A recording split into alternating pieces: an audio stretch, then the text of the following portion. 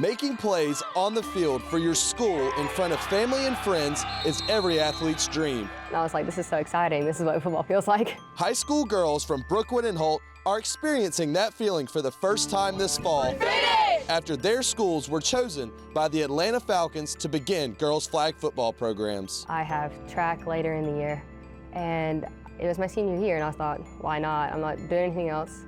And they called it over the intercom. I immediately went to the meeting and signed up. Tia McGuffey's football love story grew much like anyone else's. Growing up close to the University of Alabama, while her father pulled for Michigan, only ignited that passion even more. And me and my brother got so into it. Like, my brother was wearing a Michigan hat, Alabama jersey, Michigan pants, like Alabama socks. We looked absolutely horrible. The look wasn't stylish, but it represented a bond McGuffey had to football.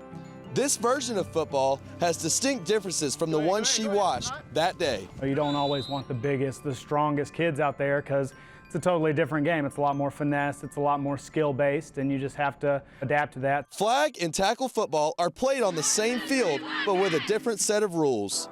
In flag football, offense and defense have 7 players rather than 11. There's less emphasis on offensive and defensive linemen due to the premium on speed. So really the game plan has been about, exploiting matchups, finding open space in the field, and just a lot more skill. There was an intense learning curve before they even stepped foot on the field.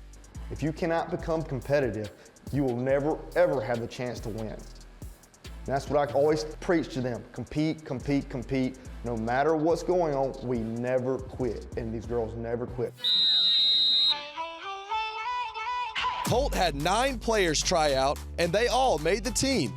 Brookwood had 16 more players try out. More players with different skill sets helped Bryant maximize his team's potential early on in the season. Luckily, our girls were really dedicated in the summer and got their stuff down and figured things out so that we didn't have as much we had to adapt to once the season started. Flag football's popularity and involvement has increased every year with new teams added in high schools all over the United States.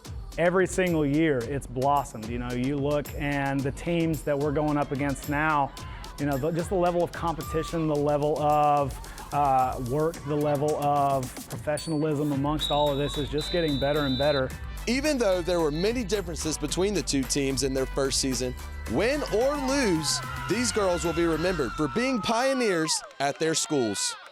30, 40 years from now, these girls will say, well, they drive by and see the lights on, but hey, I was the first team.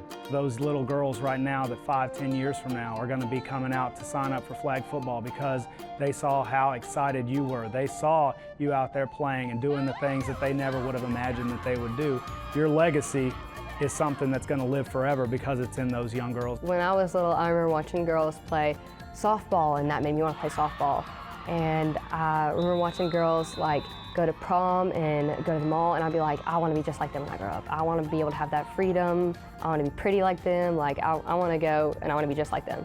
It's so exciting to me that I get to be that girl for somebody else and somebody else's dreams or hopes one day.